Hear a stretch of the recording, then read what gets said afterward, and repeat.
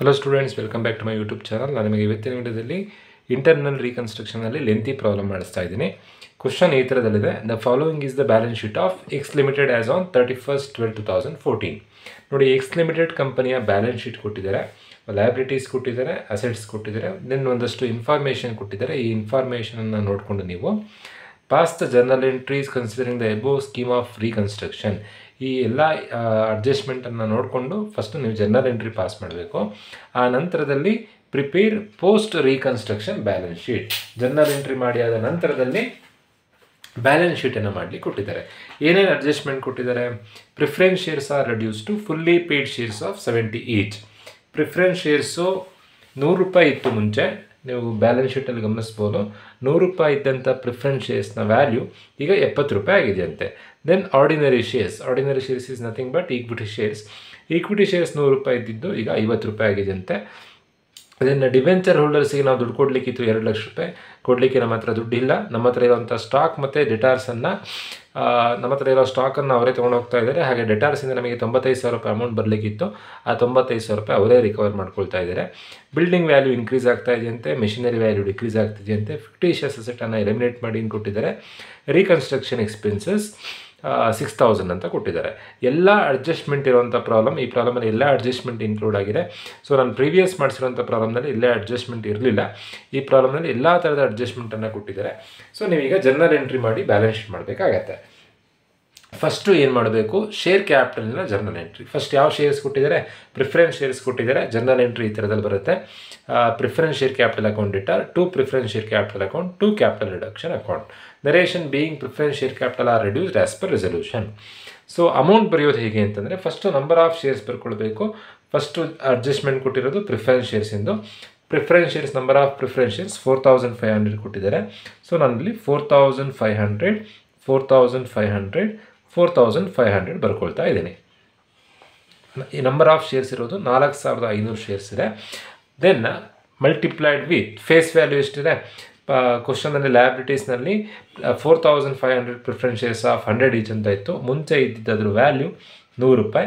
ಅಡ್ಜಸ್ಟ್ಮೆಂಟಲ್ಲಿ ಈಗ ಎಷ್ಟು ರೂಪಾಯಿ ಆಗಿದೆ ಅಂತ ಕೊಟ್ಟಿರ್ತಾರೆ. 100 ರೂಪಾಯಿ ಇದ್ದಂಥ ಪ್ರಿಫರೆನ್ಸ್ ಶೇರ್ಸಿನ ಬೆಲೆ ರಿಡ್ಯೂಸ್ ಆಗಿದೆ, ಕಮ್ಮಿಯಾಗಿ ಈಗ ಎಷ್ಟಾಗಿದೆ? 70 ರೂಪಾಯಿ ಆಗಿದೆ. 100 ರೂಪಾಯಿ ಇದ್ದಿದ್ದು 70 ರೂಪಾಯಿ ಆಗಿದೆ ಅಂತಂದರೆ ಈಗಾದರೂ ಎಷ್ಟು ರೂಪಾಯಿ ಕಮ್ಮಿ ಆಗಿದೆ? 30 ರೂಪಾಯಿ ಕಮ್ಮಿ ಆಗಿದೆ. 30 ರೂಪಾಯಿ ಹೇಗೆ ಬಂತು ಅಂತಂದರೆ 100 ರೂಪಾಯಿ ಇದ್ದಿದ್ದು ಈಗ 70 ರೂಪಾಯಿ ಆಗಿದೆ. ಹಾಗಾದರೆ 100 - 70 30 ರೂಪಾಯಿ ಕಮ್ಮಿ ಆಗಿದೆ. ಮಲ್ಟಿಪ್ಲೈ ಮಾಡಿದ್ರೆ ನಮಗೆ ಅಮೌಂಟ್ ಸಿಗುತ್ತೆ. ಡೆಬಿಟ್ ಕಾಲಮಲ್ಲಿರೋದು ನೋಡಿ, ಡೆಬಿಟಲ್ಲಿರೋದನ್ನು ಡೆಬಿಟ್ ಕಾಲಮಿಗೆ ಬರೀಬೇಕು, 2 ಅಂತಿರೋದನ್ನು ಕ್ರೆಡಿಟ್ ಕಾಲಮ್ ಸೆಕೆಂಡ್ ಕಾಲಮಿಗೆ ಬರೀಬೇಕಾಗತ್ತೆ. ಸೊ 4,500 ಇಂಟು 100 ಅಂತಂದರೆ 4,50,000 ಆಗುತ್ತೆ. ದೆನ್ 4,500 ಇಂಟು 70 ಅಂತಂದರೆ 3,15,000 ಆಗುತ್ತೆ.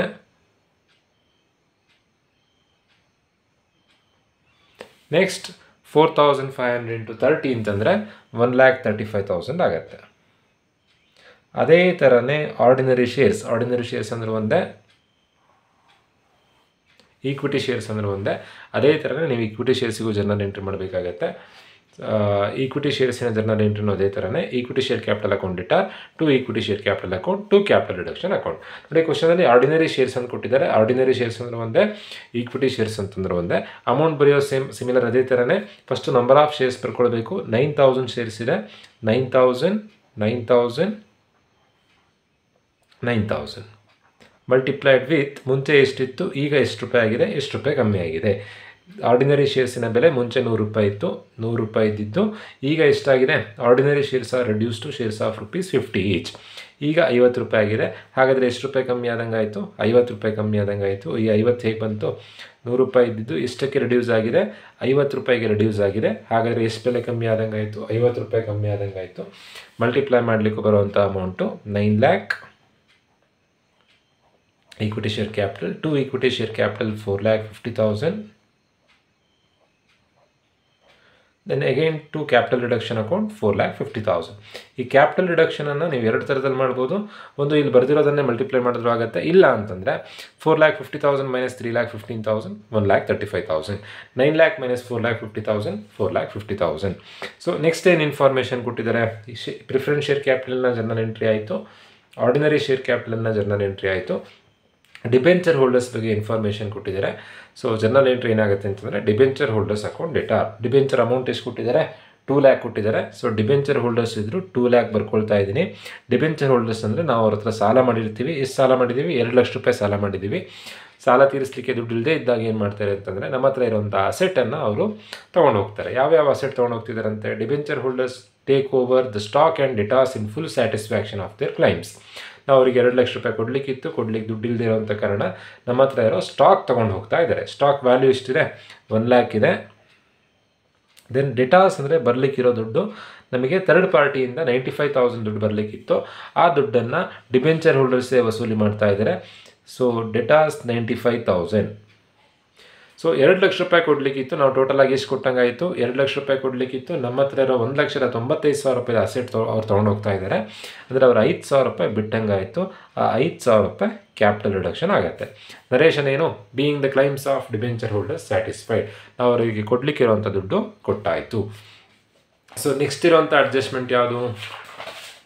ನೆಕ್ಸ್ಟ್ ಏನು ಅಡ್ಜಸ್ಟ್ಮೆಂಟ್ ಕೊಟ್ಟಿದ್ದಾರೆ ಅಂತಂದರೆ building is to be appreciated by 45,000. ನೋಡಿ, ಬಿಲ್ಡಿಂಗ್ ಡಿಪ್ರಿಸಿಯೇಷನ್ ಆದರೆ ಲಾಸ್ಟ್ ಜರ್ನಲ್ ಎಂಟ್ರಿಲಿ ನೀವು ಅಡ್ಜಸ್ಟ್ಮೆಂಟ್ ಮಾಡಬೇಕಾಗತ್ತೆ. ಲಾಸ್ಟ್ ಜರ್ನಲ್ ಎಂಟ್ರಿಲಿ ನೀವು ಅಲ್ಲೇ ಎಕ್ಸ್ಟ್ರಾ ಸೇರಿಸಬೇಕಾಗತ್ತೆ. ಬಟ್ ಅಪ್ರಿಸಿಯೇಷನ್ ಆದರೆ ಸಪ್ರೇಟ್ ಜರ್ನಲ್ ಎಂಟ್ರಿ ಬರೀಬೇಕು. Building is to be appreciated by 45,000 ಅಂತ ಕೊಟ್ಟಿದ್ದಾರೆ. ಜರ್ನಲ್ ಎಂಟ್ರಿ ಈ ಥರದಲ್ಲಾಗುತ್ತೆ. Building account data to capital reduction account. Narration being building appreciate ಆಗಿರೋ ವ್ಯಾಲ್ಯೂ ಅವರೇ ಕೊಟ್ಟಿದ್ದಾರೆ. ಪರ್ಸೆಂಟೇಜ್ ಬೇಕಾದರೂ ಕೊಡ್ಬೋದು. 10% ಅಂತ ಕೊಟ್ಟರೆ ಬಿಲ್ಡಿಂಗ್ ವ್ಯಾಲ್ಯೂ ಮೇಲೆ 10% ಮಾಡಬೇಕಾಗುತ್ತೆ. ಈಗ ಅವರೇ ಅಮೌಂಟ್ ಕೊಟ್ಟಿದ್ದಾರೆ 45,000 ಅಂತ. 45,000 ರೂಪಾಯಿ ವ್ಯಾಲ್ಯೂ ಇನ್ಕ್ರೀಸ್ ಆಗ್ತಾ ಇದೆ ಬಿಲ್ಡಿಂಗ್ನ ವ್ಯಾಲ್ಯೂ. ಸೊ 45,000. ಸೊ ಪ್ರೀವಿಯಸ್ ಮಾಡಿಸಿರೋಂಥ 2 ಪ್ರಾಬ್ಲಮ್ನಲ್ಲಿ ಅಪ್ರಿಸಿಯೇಷನ್ ಆಗಿರೋ ಜರ್ನಲ್ ಎಂಟ್ರಿ ಬಂದಿರಲಿಲ್ಲ. ಅಪ್ರಿಸಿಯೇಷನ್ ಆಗಿರೋ ಜರ್ನಲ್ ಎಂಟ್ರಿ ಏನು ಅಂತಂದರೆ building account data to capital reduction account. ಕೊಟ್ಟಿರೋಂಥ ಅಮೌಂಟೇ ಬರೀಬೇಕು. ಅಮೌಂಟ್ ಕೊಡದೇ ಇದ್ದರೆ ನೀವೇ ಅಮೌಂಟನ್ನು ಫೈಂಡ್ ಔಟ್ ಮಾಡಿ ಬರೀಬೇಕಾಗತ್ತೆ. 45,000 ಅಮೌಂಟ್ ಕೊಟ್ಟಿದ್ದಾರೆ, 45,000 ಬರ್ದಾಯಿತು. Next machinery is depreciated by 1,20,000. Depreciation ಆದರೆ ಸಪ್ರೇಟ್ ಜರ್ನಲ್ ಎಂಟ್ರಿ ಬರಲ್ಲ. ನೀವೇನು ಮಾಡಬೇಕು ಅಂತಂದರೆ ಲಾಸ್ಟ್ ಜರ್ನಲ್ ಎಂಟ್ರಿ ಏನು ಬರೀತಿರೋ ಆ ಜರ್ನಲ್ ಎಂಟ್ರಿಲಿ ಆ ಡಿಪ್ರಿಸಿಯೇಷನ್ ಆಗಿರೋ ಎಂಟ್ರಿಯನ್ನು ಇನ್ಕ್ಲೂಡ್ ಮಾಡಿ ಬರೆದ್ರೆ ಆಯಿತು. ಅದು ಹೇಗೆ ಅನ್ನೋದನ್ನು ನಾನು ಪ್ರಾಬ್ಲಮ್ ಮಾಡ್ತಾ ತಿಳಿಸ್ತೀನಿ. ನೆಕ್ಸ್ಟ್ ಏನು ಕೊಟ್ಟಿದ್ದಾರೆ? Fictitious asset are eliminated. Fictitious asset ಅಂತಂದರೆ PPDG. PPDG ಅಂದರೆ P and L account, preliminary expenses, discount, goodwill. ಅದನ್ನು ಎಲಿಮಿನೇಟ್ ಮಾಡಿ ಏನು ಕೊಟ್ಟಿದ್ದಾರೆ? Reconstruction expenses paid ₹6,000. So reconstruction expenses ಇದ್ದಾಗ ಈ ಜರ್ನಲ್ ಎಂಟ್ರಿ ಬರುತ್ತೆ. ಜರ್ನಲ್ ಎಂಟ್ರಿ ಏನು ಅಂತಂದರೆ reconstruction expenses account data to cash account. ಎಷ್ಟು ಅಮೌಂಟ್ ಇದೆ? 6,000 ಇದೆ. 6,000 to cash 6,000. Narration being reconstruction expenses paid. Appreciation ಆದಾಗ being building appreciated. So last entry ಬರೆಯೋದು ವೆರಿ ಇಂಪಾರ್ಟೆಂಟ್. ಲಾಸ್ಟ್ ಎಂಟ್ರಿ ಹೇಗೆ ಅಂತಂದರೆ capital reduction account data to PPDG. ಏನು PPDG ಅಂತಂದರೆ first ಇವಿಷ್ಟನ್ನು ಬರ್ಕೊಳ್ಬೇಕು. PPDG ಅಂದರೆ ಫಿಕ್ಟಿಷಿಯಸ್ ಅಸೆಟ್. ಫಿಕ್ಟಿಷಿಯಸ್ ಅಸೆಟ್ ಯಾವುದು? P for P and L account. ಕ್ವಶನಲ್ಲಿ ಪಿ ಆ್ಯಂಡ್ ಎಲ್ ಅಕೌಂಟ್ ಕೊಟ್ಟಿದ್ದಾರೆ. 4 lakh ಇದೆ. P and L account 4 lakh. Next one P for preliminary expenses. ಕ್ವಶನಲ್ಲಿ ಪ್ರಿಲಿಮಿನರಿ ಎಕ್ಸ್ಪೆನ್ಸಸ್ ಕೂಡ ಕೊಟ್ಟಿದ್ದಾರೆ. ಪ್ರಿಲಿಮಿನರಿ ಎಕ್ಸ್ಪೆನ್ಸಸ್ ಕೊಟ್ಟಿರೋಂಥ amount 55,000. Preliminary expenses 55,000. Next D for discount. ಕ್ವಶನಲ್ಲಿ ಯಾವುದೇ ಥರ ಡಿಸ್ಕೌಂಟ್ ಕೊಡಲಿಲ್ಲ ಸೆಟ್ನಲ್ಲಿ, ಡಿಸ್ಕೌಂಟ್ ಬರೆಯೋದು ಬೇಡ. G for goodwill. ಕ್ವಶನಲ್ಲಿ ಗುಡ್ ವಿಲ್ ಕೊಟ್ಟಿದ್ದಾರೆ. ಫಸ್ಟ್ ಎಂಟ್ರಿ ಇರೋವಂಥದ್ದೇ ಗುಡ್ ವಿಲ್. ಗುಡ್ ವಿಲ್ ಎಷ್ಟು ಅಮೌಂಟ್ ಕೊಟ್ಟಿದ್ದಾರೆ? 50,000 ಕೊಟ್ಟಿದ್ದಾರೆ. ಅಲ್ಲಿಗೆ ಫಿಕ್ಟಿಷಿಯಸ್ ಅಸೆಟ್ ಎಲ್ಲದು ಬರ್ದಾಯಿತು. PPDG ಬರ್ದಾಯಿತು. ನೆಕ್ಸ್ಟ್ ಯಾವ್ದು ಬರೀಬೇಕು ಅಂತ ಅಂದರೆ ಯಾವುದಾದ್ರೂ ಅಸೆಟ್ ಡಿಪ್ರಿಸಿಯೇಟ್ ಆಗ್ತಿದ್ರೆ, ಅಪ್ರಿಸಿಯೇಟ್ ಆದರೆ ಸಪ್ರೇಟ್ ಜರ್ನಲ್ ಎಂಟ್ರಿ, ಡಿಪ್ರಿಸಿಯೇಟ್ ಆದರೆ ಆ ಅಸೆಟನ್ನು ನೀವು ಇಲ್ಲಿ ಬರೀಬೇಕಾಗತ್ತೆ. ಯಾವ ಅಸೆಟ್ ಡಿಪ್ರಿಸಿಯೇಟ್ ಆಗ್ತಾ ಇದೆ? ಮೆಷಿನರಿ ಡಿಪ್ರಿಸಿಯೇಟ್ ಆಗ್ತಾ ಇದೆ ಟು ಮೆಷಿನರಿ. ಮೆಷಿನರಿ ಎಷ್ಟು ವ್ಯಾಲ್ಯೂ ಡಿಪ್ರಿಸಿಯೇಟ್ ಆಗ್ತಿದೆ? 1,20,000 ಡಿಪ್ರಿಸಿಯೇಟ್ ಆಗ್ತಾ ಇದೆ. ಸಾರಿ, ನಾನೆಲ್ಲ ಡೆಬಿಟ್ ಕಾಲಮಲ್ಲಿ ಬರುತ್ತೆ, ಕ್ರೆಡಿಟ್ ಕಾಲಮಲ್ಲಿ ಬರೀಬೇಕು. 4,55,000 for preliminary expenses, 50,000 for goodwill. Next 1,20,000 for machinery. Next machinery ಆದ ನಂತರದಲ್ಲಿ ನೋಡಿ, ರೀಕನ್ಸ್ಟ್ರಕ್ಷನ್ ಎಕ್ಸ್ಪೆನ್ಸಸ್ ಆದಾಗ ವೆರಿ ಇಂಪಾರ್ಟೆಂಟ್ ನೆನ್ಪಿಟ್ಕೊಳ್ಬೇಕು. ರೀಕನ್ಸ್ಟ್ರಕ್ಷನ್ ಎಕ್ಸ್ಪೆನ್ಸಸ್ಗೆ ಸಪ್ರೇಟ್ ಜರ್ನಲ್ ಎಂಟ್ರಿನೂ ಬರೀಬೇಕು. ಜೊತೆಗೆ ಲಾಸ್ಟ್ ಅಸೆಟ್ಗೆ ಏನು ಜರ್ನಲ್ ಎಂಟ್ರಿ ಮಾಡ್ತೀರೋ ಆ ಲಾಸ್ಟ್ ಜರ್ನಲ್ ಎಂಟ್ರಿಲಿ ರೀಕನ್ಸ್ಟ್ರಕ್ಷನ್ ಎಕ್ಸ್ಪೆನ್ಸಸ್ ಕೂಡ ಇನ್ಕ್ಲೂಡ್ ಮಾಡಿ ಬರೀಬೇಕು. So to reconstruction expenses account. Last journal entry ಹೇಗೆ ಅಂತಂದರೆ ಫಸ್ಟು PPDG ಬರ್ಕೊಳ್ಬೇಕು, ಫಿಕ್ಟಿಷಿಯಸ್ ಅಸೆಟ್ ಬರ್ಕೊಳ್ಬೇಕು. ಬರ್ಕೊಂಡಾದ ನಂತರದಲ್ಲಿ ಯಾವುದಾದ್ರೂ ಅಸೆಟ್ ಡಿಪ್ರಿಸಿಯೇಟ್ ಆಗ್ತಾ ಇದ್ದರೆ ನೋಡಿ, ಮೆಷಿನರಿ ಡಿಪ್ರಿಸಿಯೇಟ್ ಆಗುತ್ತೆ ಅಂತ ಕೊಟ್ಟಿದ್ದಾರೆ, ಸೊ 2 ಮೆಷಿನರಿ ಬರ್ಕೊಂಡಿದ್ದೀವಿ. ದೆನ್ ಏನಾದರೂ ಫರ್ನಿಚರ್ ಡಿಪ್ರಿಸಿಯೇಟ್ ಆಗುತ್ತೆ ಅಂತ ಕೊಟ್ಟಿದ್ರೆ 2 ಫರ್ನಿಚರ್ ಬರೀಬೇಕು. ಬರೆದಾದ ನಂತರದಲ್ಲಿ ರೀಕನ್ಸ್ಟ್ರಕ್ಷನ್ ಎಕ್ಸ್ಪೆನ್ಸಸ್ ಇದ್ದರೆ ಆ ಅಮೌಂಟ್ ಬರೀಬೇಕಾಗತ್ತೆ. ರೀಕನ್ಸ್ಟ್ರಕ್ಷನ್ ಎಕ್ಸ್ಪೆನ್ಸಸ್ 6000 ಇದೆ, 6000 ರೀಕನ್ಸ್ಟ್ರಕ್ಷನ್ ಎಕ್ಸ್ಪೆನ್ಸಸ್ ಅಮೌಂಟ್ ಬರುತ್ತೆ. ನೆಕ್ಸ್ಟ್ ಏನು ಮಾಡಬೇಕು, ಕ್ಯಾಪಿಟಲ್ ರಿಡಕ್ಷನ್ ಅಮೌಂಟ್ ಬರ್ದಿಲ್ಲ ನಾವಿಲ್ಲಿ. ಕ್ಯಾಪಿಟಲ್ ರಿಡಕ್ಷನ್ ಅಮೌಂಟ್ ಬರೆಯೋದು ಹೇಗೆ ಅಂತಂದರೆ ಫಸ್ಟ್ ಜರ್ನಲ್ ಎಂಟ್ರಿಲಿರುವಂಥ capital reduction 1,35,000. Next second journal ಎಂಟ್ರಿಲಿರುವಂಥ capital reduction 4,50,000. 1,35,000 plus second journal ಎಂಟ್ರಿಲಿರುವಂಥ capital reduction 4,50,000 plus third journal ಎಂಟ್ರಿಲಿರುವಂಥ capital reduction 5,000 plus next journal ಎಂಟ್ರಿಲಿರುವಂಥ capital reduction 45,000. Next fifth journal ಎಂಟ್ರಿಲಿ ಎಲ್ಲೂ ಕೂಡ ಕ್ಯಾಪಿಟಲ್ ರಿಡಕ್ಷನ್ ಅಂತಿಲ್ಲ. ಸೊ ಎಲ್ಲೆಲ್ಲಿ ಕ್ಯಾಪಿಟಲ್ ರಿಡಕ್ಷನ್ ಅಂತಿರುತ್ತೋ ಎಲ್ಲ ಕ್ಯಾಪಿಟಲ್ ರಿಡಕ್ಷನ್ ಆ್ಯಡ್ ಮಾಡಿದಾಗ ಕ್ಯಾಪಿಟಲ್ ರಿಡಕ್ಷನ್ ಅಮೌಂಟ್ ಸಿಗುತ್ತೆ. ಕ್ಯಾಪಿಟಲ್ ರಿಡಕ್ಷನ್ ಅಮೌಂಟ್ ಎಷ್ಟು ಅಂತಂದರೆ 6,35,000 ಬರುತ್ತೆ. ದೆನ್ ಕ್ರೆಡಿಟಲ್ಲಿ ಯಾವುದ್ಯಾವುದಿದೆ, P&L ಇದೆ, ಪ್ರಿಲಿಮಿನರಿ ಎಕ್ಸ್ಪೆನ್ಸಸ್ ಇದೆ, ಗುಡ್ ವಿಲ್ ಇದೆ, ಮಿಷಿನರಿ ಇದೆ, ರೀಕನ್ಸ್ಟ್ರಕ್ಷನ್ ಎಕ್ಸ್ಪೆನ್ಸಸ್ ಇದೆ. ಅವಷ್ಟನ್ನು ಆ್ಯಡ್ ಮಾಡಿದಾಗ 4 lakh plus 55,000 plus 50,000 plus 1,20,000 plus 6,000 add ಮಾಡಿದಾಗ 6,31,000 ಬರುತ್ತೆ. ಆ ಬ್ಯಾಲೆನ್ಸಿಗೆ ನೀವು ಟು ಕ್ಯಾಪಿಟಲ್ ರಿಸರ್ವ್ ಅಂತ ಬರೀಬೇಕಾಗತ್ತೆ. ಟು ಕ್ಯಾಪಿಟಲ್ ರಿಸರ್ವ್ ಅಕೌಂಟ್ ಏನು ಬ್ಯಾಲೆನ್ಸ್ ಬರುತ್ತೆ ಅಂತಂದರೆ 4,000 ಬ್ಯಾಲೆನ್ಸ್ ಬರುತ್ತೆ. ಆ 4,000 ಹೇಗೆ ಬಂತು ಅಂತಂದರೆ 6,35,000ಅಲ್ಲಿ ಇವಿಷ್ಟನ್ನು ಲೆಸ್ ಮಾಡಿರೋವಂಥದ್ದು. ನರೇಷನ್ ಬರೀಬೇಕು. ನರೇಷನ್ ಏನು ಅಂತಂದರೆ being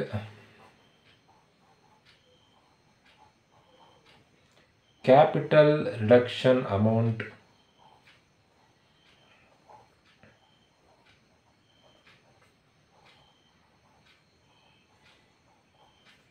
realized to wipe out the losses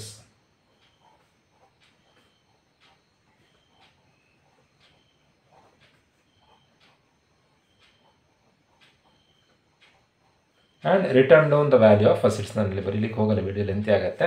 so narration ಏನು ಬರೀಬೇಕು ಅಂತ ಪ್ರೀವಿಯಸ್ ವಿಡಿಯೋದಲ್ಲಿ ನಾನು ನಿಮಗೆ ಹೇಳಿದ್ದೀನಿ. ನರೇಷನ್ ಹೇಗೆ ಬರೀಬೇಕು ಅಂತಂದರೆ being capital reduction amount realise to wipe out the losses and written down the value of assets. So ಅಲ್ಲಿಗೆ ಎಲ್ಲ ಜರ್ನಲ್ ಎಂಟ್ರಿ ಬರೆದಾಯಿತು. ಒಟ್ಟು ಮೇನಾಗಿ ಬರುವಂಥದ್ದು 6 ಜರ್ನಲ್ ಎಂಟ್ರಿ.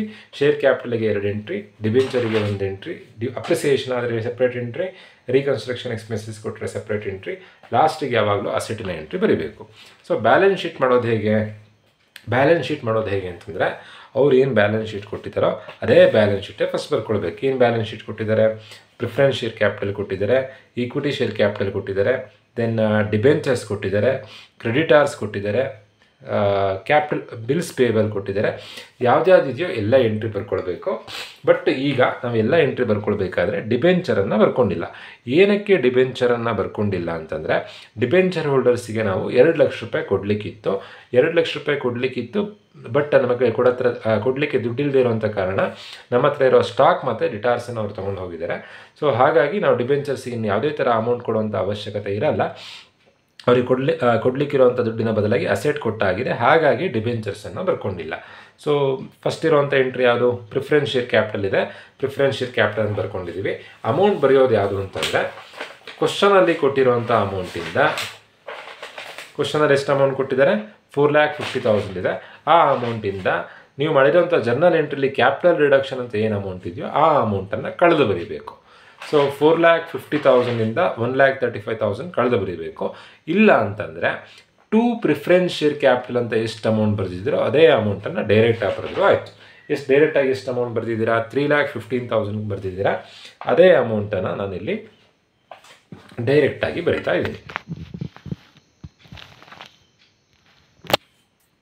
3,15,000.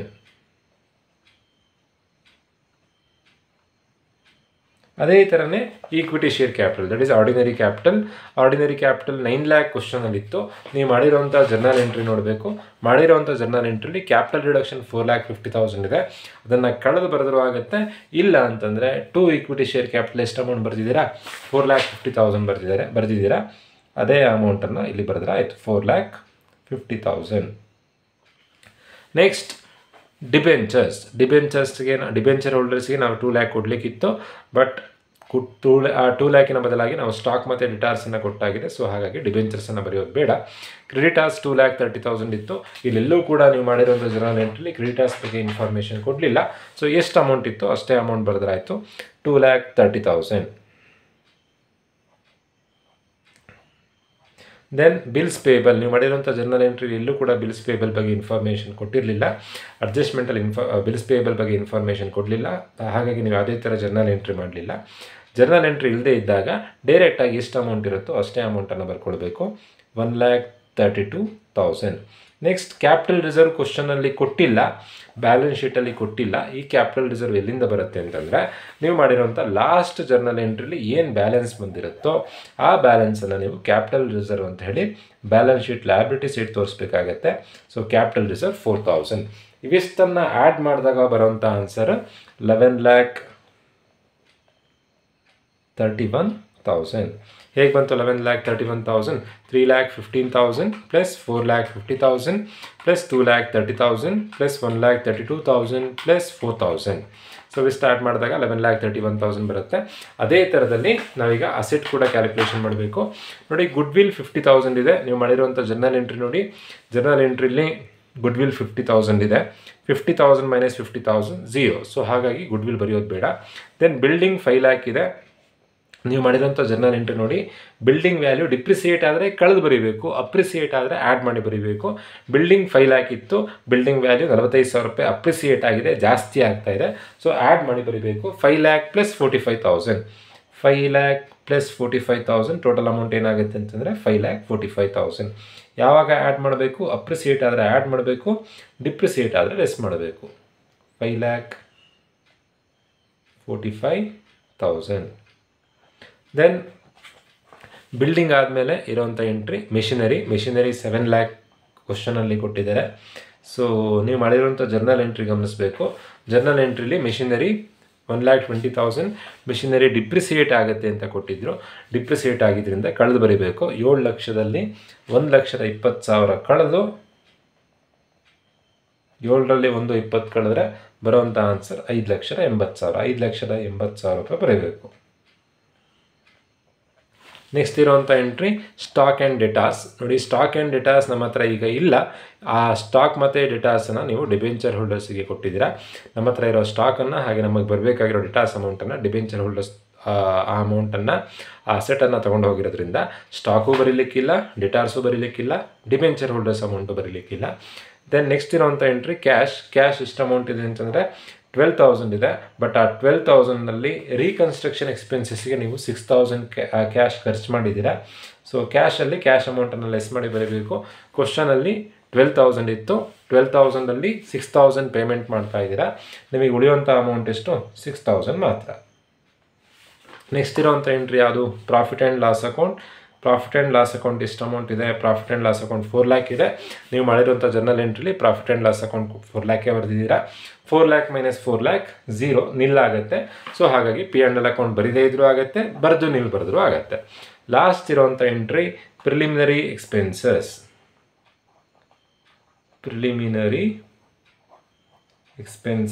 ಎಷ್ಟು ಅಮೌಂಟ್ ಇದೆ? ಪ್ರಿಲಿಮಿನರಿ ಎಕ್ಸ್ಪೆನ್ಸಸ್ 55,000 ಇದೆ. ನೀವು ಮಾಡಿರುವಂಥ ಜರ್ನಲ್ ಎಂಟ್ರಿ ನೋಡಿ, ಅಲ್ಲೂ ಕೂಡ ಪ್ರಿಲಿಮಿನರಿ ಎಕ್ಸ್ಪೆನ್ಸಸ್ 55,000 ಇದೆ. 55,000 ಮೈನಸ್ 55,000 0. ಹಾಗಾಗಿ ಪ್ರಿಲಿಮಿನರಿ ಎಕ್ಸ್ಪೆನ್ಸಸ್ ಕೂಡ ಬರೆಯೋದು ಬೇಡ. ಅಲ್ಲಿಗೆ ಅಸೆಟ್ ಎಲ್ಲದನ್ನು ಬರೆದಾಯಿತು. ಗುಡ್ ವಿಲ್ ಬರೆದಿಲ್ಲ, ಏನಕ್ಕೆ ಅಂದರೆ ಗುಡ್ ವಿಲ್ ಅಷ್ಟು ಲೆಸ್ ಆಗ್ತಾ ಇದೆ. ನೋಡಿ, ಅಮೌಂಟ್ ಬರೆಯೋದು ಹೇಗೆ ಅಂತಂದರೆ, ಸೊ ಕ್ವಶನಲ್ಲಿ ಕೊಟ್ಟಿರೋಂಥ ಅಮೌಂಟಿಂದ ಅಡ್ಜಸ್ಟ್ಮೆಂಟಲ್ಲಿರೋ ಅಮೌಂಟನ್ನು ಕಳೆದು ಬರೆದ್ರೆ ಆಯಿತು. ಜರ್ನಲ್ ಎಂಟ್ರಲ್ಲಿ ಏನು ಅಮೌಂಟ್ ಬರೆದಿದ್ದೀರೋ ಆ ಅಮೌಂಟನ್ನು ಕಳೆದು ಬರೆದ್ರೆ ಆಯಿತು. ಗುಡ್ ವಿಲ್ 50,000 ಇದೆ, ಜರ್ನಲ್ ಎಂಟ್ರಿಲೂ 50,000 ಇದೆ. 50,000 ಮೈನಸ್ 50,000 0.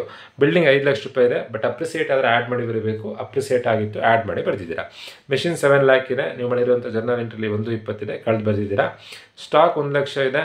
ಸ್ಟಾಕ್ ಮತ್ತು ರಿಟರ್ನ್ಸನ್ನು ಡಿಬೆಂಚರ್ ಹೋಲ್ಡರ್ಸ್ ತೊಗೊಂಡೋಗಿರೋದ್ರಿಂದ ಸ್ಟಾಕ್ ಮತ್ತು ರಿಟರ್ನ್ಸ್ ಬರೆಯೋದು ಬೇಡ. ಕ್ಯಾಶ್ 12,000 ಇದೆ, ಜರ್ನಲ್ ಎಂಟ್ರಿ 1,000 ಇದೆ, ಕಳೆದು ಬರೀಬೇಕು. ಪಿ ಆ್ಯಂಡ್ ಎಲ್ 4 ಲಕ್ಷ ಇದೆ, ಜರ್ನಲ್ ಎಂಟ್ರಿ 4 ಲಕ್ಷ ಇದೆ. 4 ಲ್ಯಾಕ್ ಮೈನಸ್ 4 ಲ್ಯಾಕ್ 0 ಆಗುತ್ತೆ.